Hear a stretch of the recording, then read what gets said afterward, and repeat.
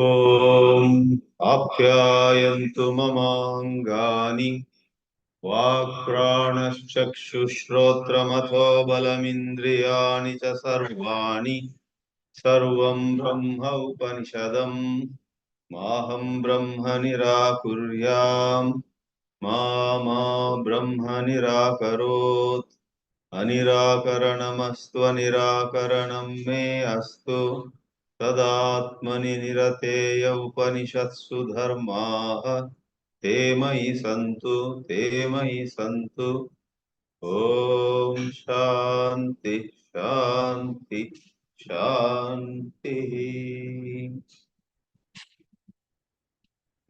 This Upanishad, namely Kenopanishad, from a certain branch called Talavakara Shakha of Samaveda, is relatively a short Upanishad, and we had seen all the mantras and we took the help of vākya-bhāshya.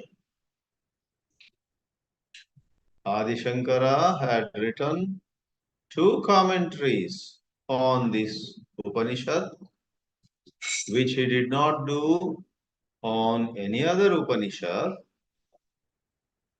Only on Kenopanishad he wrote 2 commentaries. And generally everywhere Pada-bhashya is studied, but in the last 20 classes we went into vākya-bhāshya. Having completed the study of the Kenopanishad with many tips drawn from vākya-bhāshya, on this day, Friday evening in India and Friday morning in the West, we are going to attempt a quick review of the whole Upanishad. Spread in 4 sections or khandas, this Kenopanishad has a total of 34 mantras. 8 in the first khanda, 5 in the second, 12 in the third, and 9 in the fourth. The Shanti mantra is counted separately. Apyayantu mamangani is a very positive note. It's the aspiration to have strong limbs, the best possible health, and more than anything else, a certain sattvic energy that does not so easily yield to various distractions or temptations or provocations or obstacles. A certain strength that pervades or that fills our entire being, such as the physical organs, the mind, emotions, and so on. Apyayantu mama angani. Apyayantu is may they be strong. Now we will take a quick look at the mantras of this Upanishad. The first khanda and the very first mantra has the expression Kena. Kena ishitam patati preshitam manaha. If someone is not properly guided,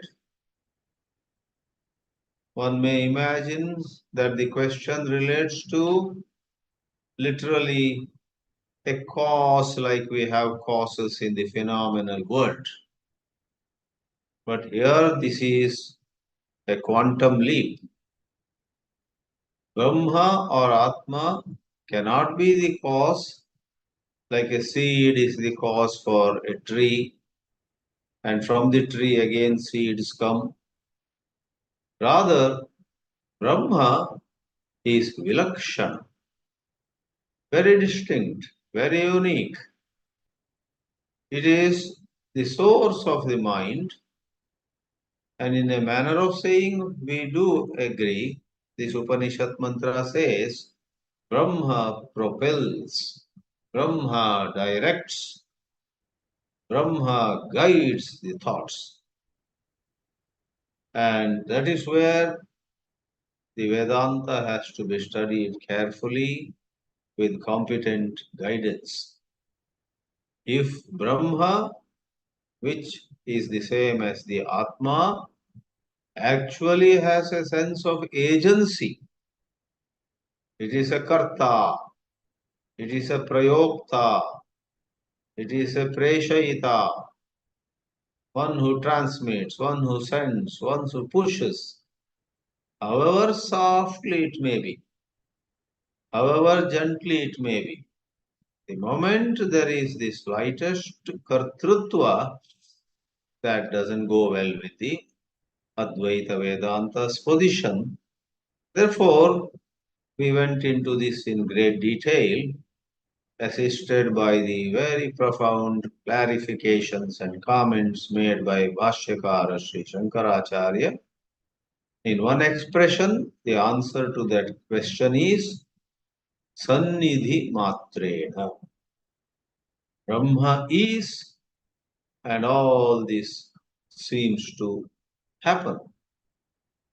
So, do not imagine Brahma as prompting thought and thought as being prompted, as though there are really two things. There is just one, and the idea of calling it the prerayita, the prompter, is just to help us inquire into our true nature. And any sense of doership, any sense of promptership, directorship, etc., vanishes upon deeper study, upon gaining clarity. Therefore, the teacher's words also are quite mystical. Shrotrasya shrotram manaso manoyat.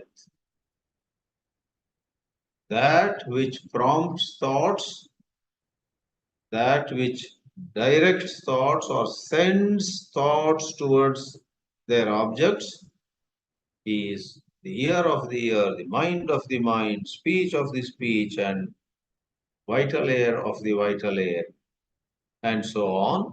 Very strange language. However, there also we must understand in the light of the commentaries, if Brahma were not to be there, eyes cannot see, ears cannot hear, speech cannot speak. Otherwise, one should not imagine a tiny ear inside or behind the ear. Shrotrasya shrotram. Oh, is there one more ear behind? I never knew. One is not to say.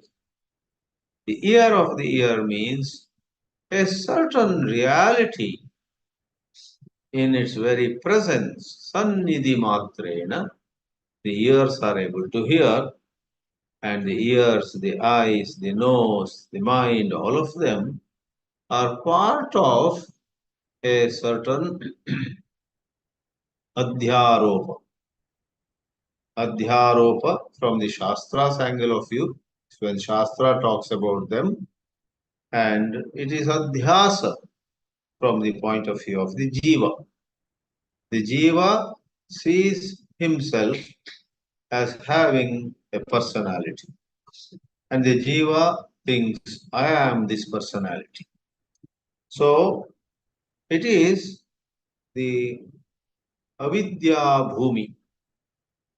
When vidya, right understanding, dawns upon the seeker, there is nothing else other than Brahma only. So, to bring home this beautiful insight, there are some more mantras. Natatra chakshur gacchati. Eyes, the chakshushi. They can never objectify Brahma. Brahma simply is not an object. Na tatra chakshur gacchati, na vak gacchati, and so on. And following that, from the fourth mantra to the eighth mantra, in a string of 5 mantras which are very poetic, the Kenopanishad says that which speech cannot ever describe, but that thanks to which speech is able to do its function, that which the mind can never conceive, but that thanks to which, or in the very presence of which, mind is able to conceive countless forms, names, concepts, and so on. So that expression, vacha anabhyuditam yena vagabhyudyate, then manasa na manute yena manaha matam, yena chakshumshi pashyati yat chakshusha na pashyati, etc. With tremendous poetry also in it. Primarily, it is meant to awaken in us a certain Atmanishta. We realize that we are primarily an indestructible presence. We are that Atma which is free from birth and death.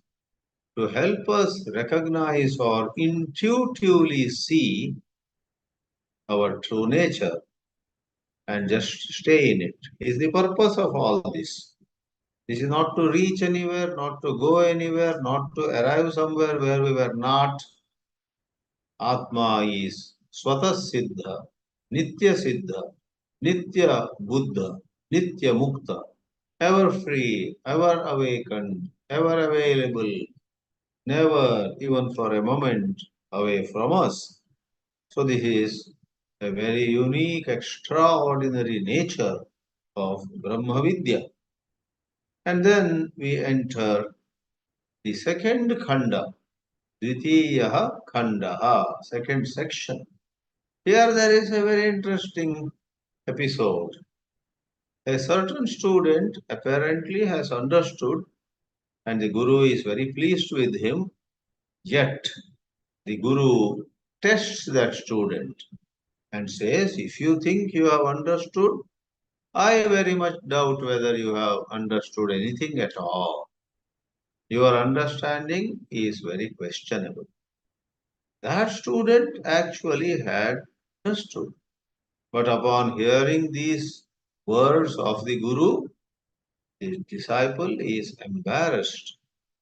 He again reflects, again contemplates upon what the Guru had said before, and then realizes that the Guru is just testing him. And the student's answer also is extraordinary.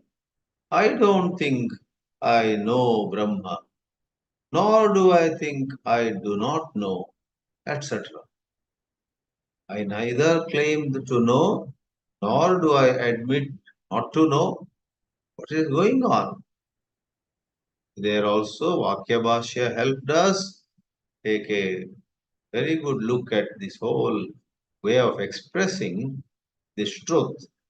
What is meant essentially, if you remember these classes, Shankaracharya explains that the tiniest form of objectification of Brahma is dismissed here. If anyone imagines, I know Brahma, this is Brahma, then it is only a concept. Brahma can never be a concept. Therefore, if it is conceptual knowledge, I don't lay claim to conceptual knowledge. But if it is non-conceptual, it's an insight and one abides by it. Then I would not say I do not know. So essentially, this portion also dismisses the least possible objectification. And once we say objectification, we must know the nuances of Advaita Vedanta. There is neither appreciating Brahma as an object nor imagining that one day I will realize Brahma. We put it in time. I will go to Rishikesh and do tapas. I will go to some Alps mountains in Switzerland. I think India has run out of steam. I will go to United States. I will go to South America and certain hill or certain lake or certain people imagine. People get little tempted to go to some unique place. And then I will realize there is no going at all. When you say there is no objectification, it dismisses 100 fancy thoughts about Brahma Vidya. Therefore, once Swami Chinmayananji said to a student, in order to know Brahma, you should shut up and get in. Very peculiar language. Shut up means drop all fancy ideas. Get in means just be yourself. So, Maharshi Ramana also had said, stay still, stay quiet. More than verbally becoming silent, what is meant in those words is let go of your fancies. You are so conditioned. In the world, yes, to get something, you got to go somewhere. And to go somewhere, you need time. You take certain time. Just now, I completed a little book where a middle-aged lady, along with a few others, travels all the way from Dallas, Texas to Kathmandu, Nepal. And then they embark upon a trek every day, many miles, many kilometers on uneven ground with all kinds of woolen clothes towards the Everest. I don't think they went to the Everest. A 9 days journey, every night they would halt somewhere and all helped by some tourist guides and Sherpas or other local people. But then they walked. In 9 days, they walked to Mount Everest base camp. Those who climb the Mount Everest start the real climb from that base camp. But that book was very fascinating. A spiritual student, a Vedanta student she is, but she has shared pictures, some details of her journey. And she concludes saying, this 9 days trek where I went and stood at the Everest base camp is the most fulfilling thing that has ever happened and that will ever happen in my life, she says. She had apparently from her childhood a certain fancy about Himalayan regions. Of course, first they fly to some place by helicopter, and then the return also is much of it. There is no trek. The return they fly back from by helicopter to some place, and then some other by road. Then again, so, so it's all facilitated to some extent. Even then, when I read the book, I asked myself, "Will I go if somebody offers to me?" No, I don't have a fancy, and I don't need to take it up. So that lady, I guess, was 45 or 48 at that time. She was fit and fine. The whole group of some 12 people did it.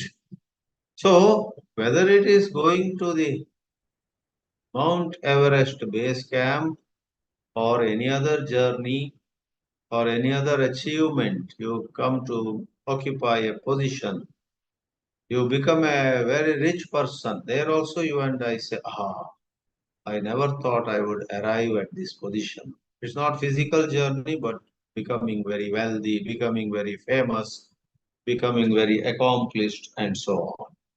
So, with respect to Brahma Vidya, One should not have that idea. One day I will realize this Brahman. Thought will come. Immediately, in the light of your study, you must smile. It is not something to be arrived on the axis of time. This itself is a falsity. This very notion, one day I will get enlightened, is in the avidya bhumi. I must wake up from 100 such conditioned thoughts. That is brought out so well, and wonderful mantras. Those who think they know do not, and those who really know don't say they know. All that, all that, all such mantras indicate that Brahma cannot be conceptualized. The tiniest concept or the tiniest amount of conceptualization will keep you away from Brahma. No wonder in the Brihadaranyaka, Yajnavalkya says, Neti Neti. It's only negating the false. Negate all your desires to become this or become that. Olden days you had materialistic desires. Now you have become a Vedanta student, but you have in the Vedanta desires of spiritual achievement because of that old habit. Brahmajnana also is like some other achievement in the world. Brahmajnana is not like any other achievement. In reality, there is nothing to achieve. It is praptasya praptihi. You already have it. You are already that. Therefore, it is very unique. The third khanda has the story. And in the third khanda, again, as many of you may remember, oops, we took 5 classes just to understand how Adi Shankaracharya in the vākya-bhāshya makes a strong case for God. Unless there is God, this universe cannot come about. If you and I are observing, seeing this universe, behind the universe, there is a certain intelligence and there is a certain intelligent being. He makes a strong case and takes up very many arguments. If someone argues that Ishvara doesn't have to be brought into the picture, let us put it this way, in this phenomenal universe, there are certain laws. Law of karma, for example. And when you do something, karma itself has the capacity. Karma itself has the intelligence. Karma itself has built into it the ability to cause many things. Why do you want to bring certain Ishvara Tattva here? And Shankaracharya answers all of that. That portion, which is a pretty long portion, deserves to be studied again and again in order that not to become scholars or not to submit a thesis for a PhD. If a proper study of it will give to us great conviction about there is God. And Advaita Vedanta, which is misunderstood by many as belittling God, as putting God down, and as some arrogance in everybody saying, I am God. A lot of confusion people have about Advaita Vedanta. Actually, when we study such portions by Sri Shankaracharya carefully, we realize that in no way God is belittled, made small. On the contrary, God is deeply appreciated, deeply adored and admired. Our devotion to God increases, and even such statements as Aham Brahmasmi are not our becoming some superhuman, etc. It is another way of realizing God alone is. I don't have any special or separate existence from God. These days, therefore, it is better to express Aham Brahmasmi in that sense. Aham Brahmasmi means Brahma alone is, and I don't separately exist.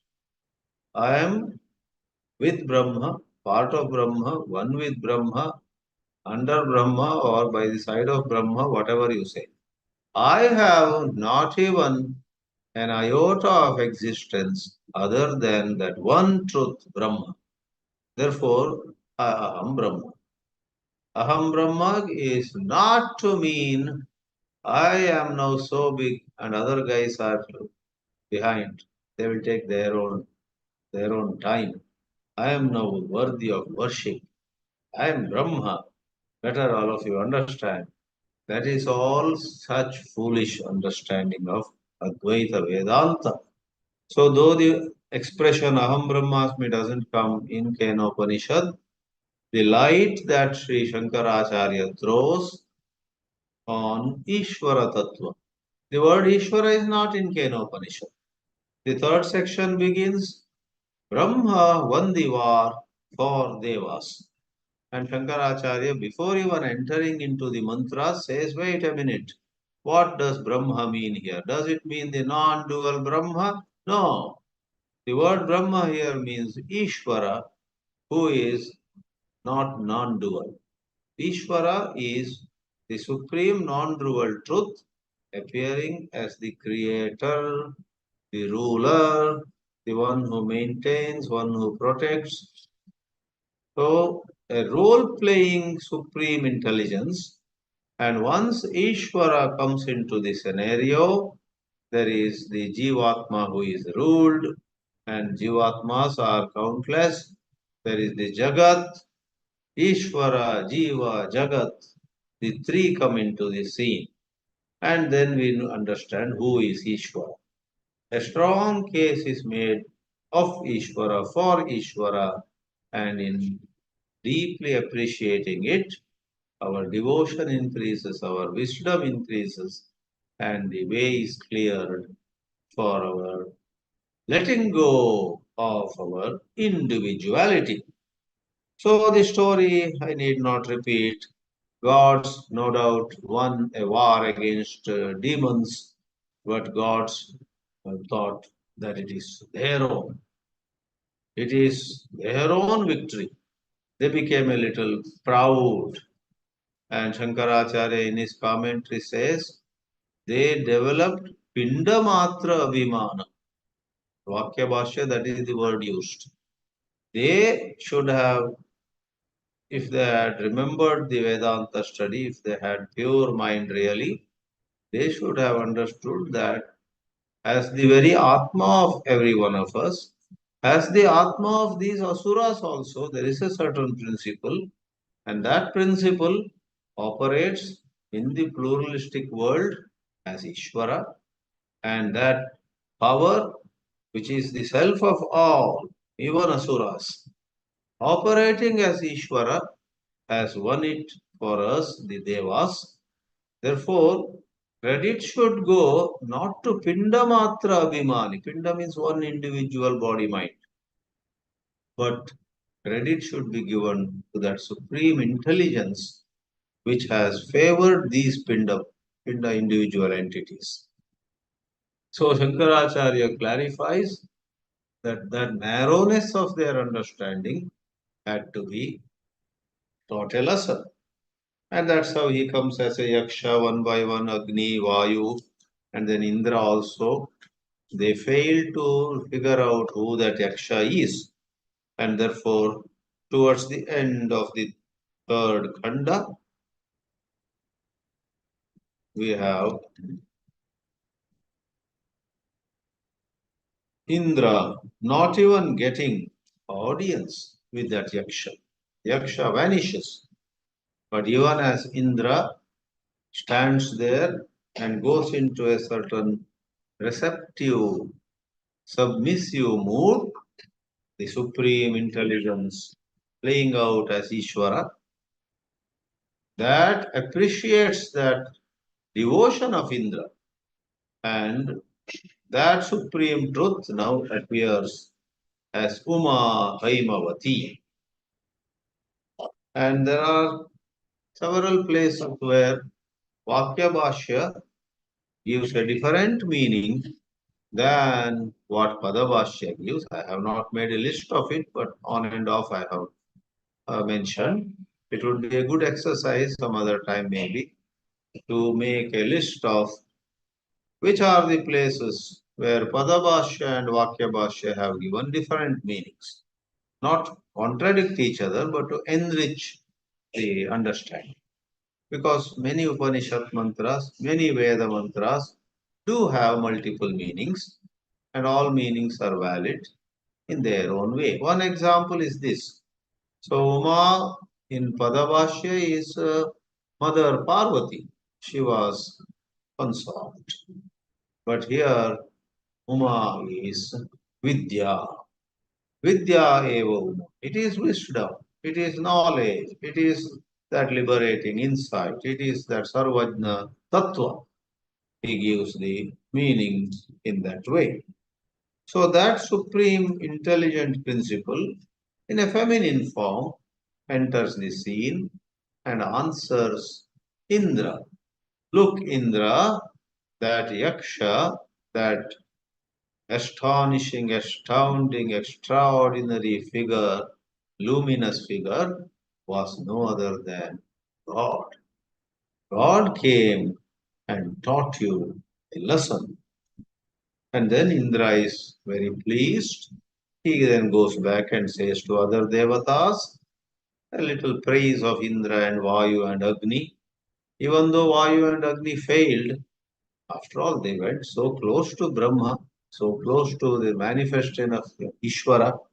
So they were indeed more blessed than others.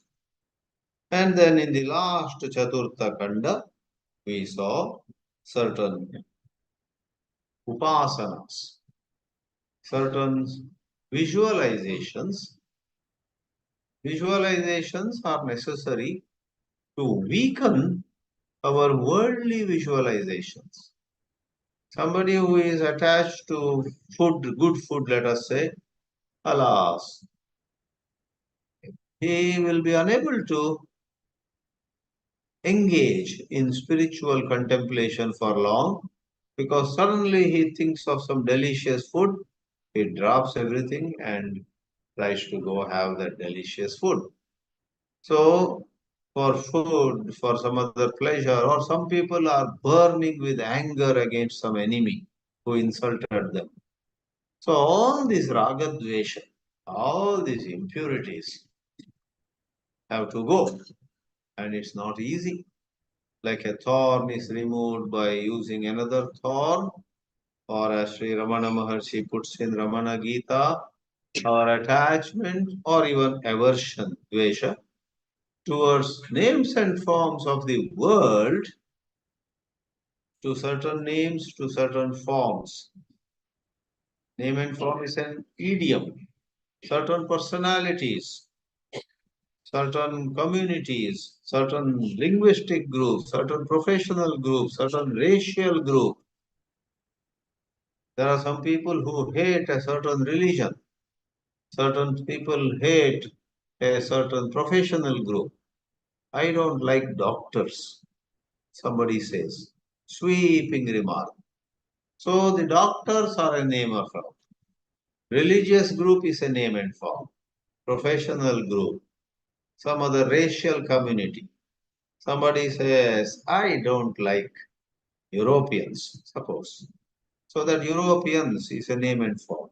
And Maharshi Ramana crisply says in the Ramana Gita, if you are suffering from either attachment to some names and forms or aversion, dislike towards names and forms, hold God's and with the strength that you derive from your holding on to God's name and form, you will be able to weaken and finally let go of your attachment or aversion to names and forms of this world. So that is the concept. Therefore, like a lightning, like closing of the eye, or like a deep appreciation of how the mind can rise to heights of contemplation, or like a certain understanding that God is most lovable. I love the lovableness of God. Tadvanam, Sambhajaniyam, Samvananiyam.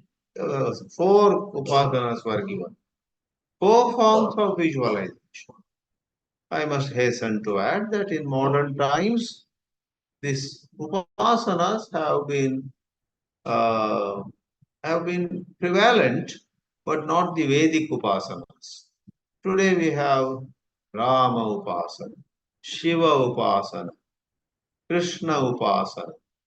We have so many forms of gods, and they have the sanction, they have the endorsement, they have the approval of the exalted scriptures. So we have that part, and then that leaves only one last part of this Kena-Upanishad towards the real end of the Upanishad. Some students somehow could not understand all the high discussion, and he says, please teach me Upanishad. So no problem. Why laugh about him? In every class, majority are like that. In any ashram, majority are like that. Go to any ashram, any spiritual center. Those of us who are in the plains may imagine that, well, that is so in our ashrams in the cities, but in Haridwar, Rishikesh, Uttarkashi, such places, the members, the swamis, sannyasis in Gerua clothes in the ashrams must be, they must be always on a very high level. We don't mean to disrespect them, but you go there. You will find, like a law of nature, out of 100 swamis, sannyasis, or sannyasinis in Himalayas, 95, you will be surprised to see something holds them back. They are not able to really grasp the subtlety. It's always a very small number. Therefore, the student who towards the end of Kenopanishad says, oh, revered sir, teach me that secret wisdom, is he represents the majority in the world anywhere and everywhere. Lot of students who study Vedanta remain in the early stages only because of their vasanas, tendencies. Many of them move away to tantra, some mantra, some other fancy thing. They can't. Very few actually stay with the essential query or quest, the essential contemplation of Brahma. So that kind of scenario arises, and the teacher here most patiently says, I will tell you this highest wisdom once more, separately for you. If there are a few others, maybe, and rather than once more saying some high flowing insights, the teacher, understanding clearly the problem with the student, says, be truthful, be austere, live rightly. For the word tapaha, tasyai brahma vidyayai tapodama karmeti pratishtha veda sarvangani satyamayatanam is the mantra I am referring to. The word tapaha, Shankaracharya in the vākya-bhāshya gives the meaning brahmacharyadi. What it means is right living, where there is no excess, neither overeating nor undereating, neither oversleeping nor undersleeping, neither eating too much of delicious food nor with some resistance built up in their minds. There is sight of some delicious food. I don't like it. I'm getting angry, etc. Why are you getting angry? Take a small piece, or even if you don't take a piece, why should you get angry? Many so-called sadhus become so short-tempered that defeats their purpose. So, brahmacharya there means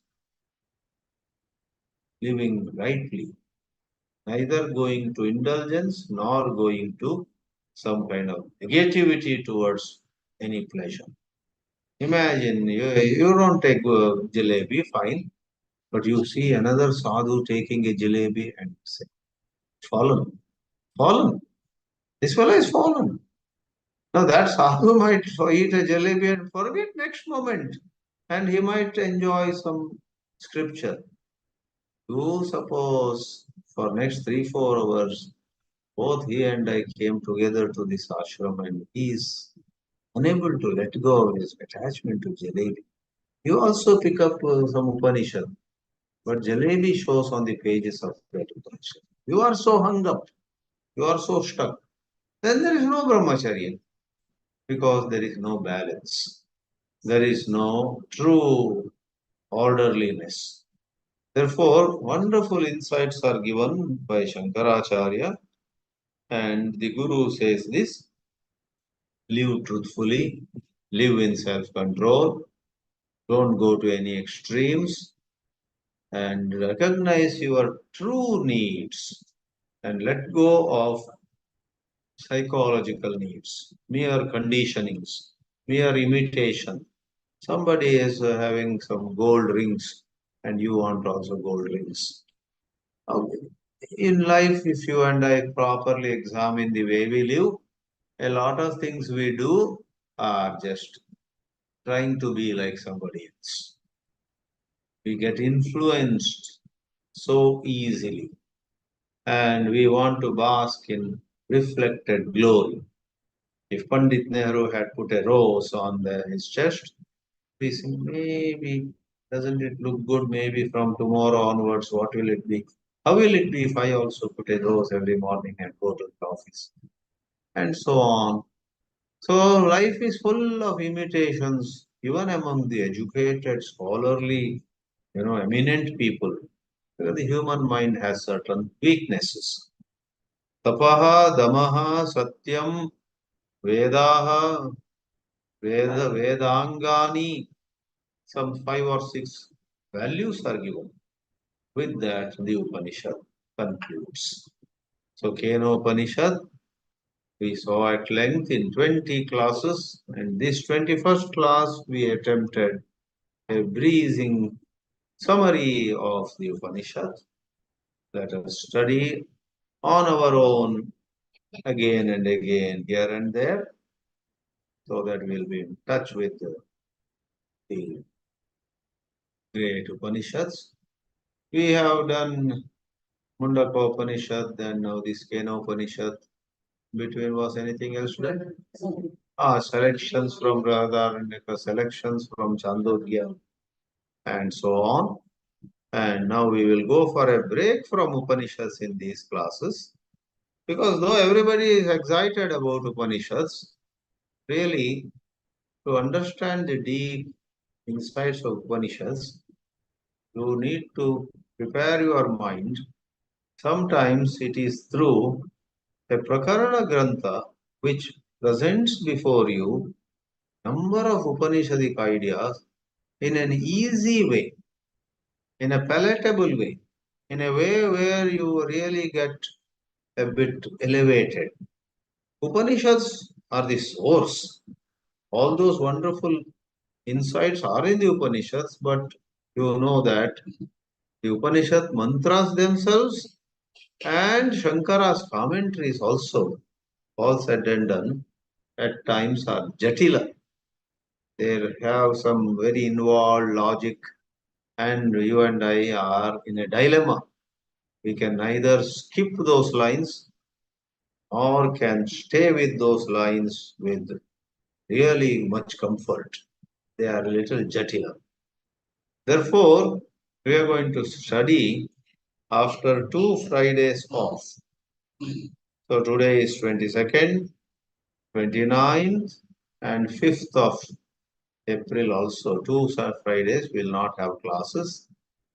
And then 12th April onward, we will be studying Atma Bodha. Atma Bodha is mistakenly considered by many as a easy, simple text to study in the beginning.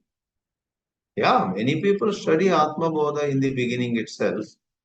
But actually, in my honest opinion, Atma Bodha gives to us very wonderful and very valuable teachings of the Upanishads in simple language with the illustrations.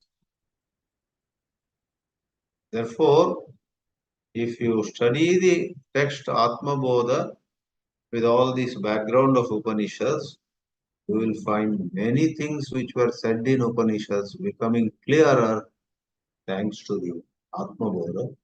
Then again you go back to Upanishad, let us say, then Shankara's commentary and the Upanishad mantras become easier for you to navigate through. With that in view, we will be starting Atma Bodha from 12th of April 2024 only. This year. Om Namah Paramarashibhyo Namah Paramarashibhyaha Hari Om.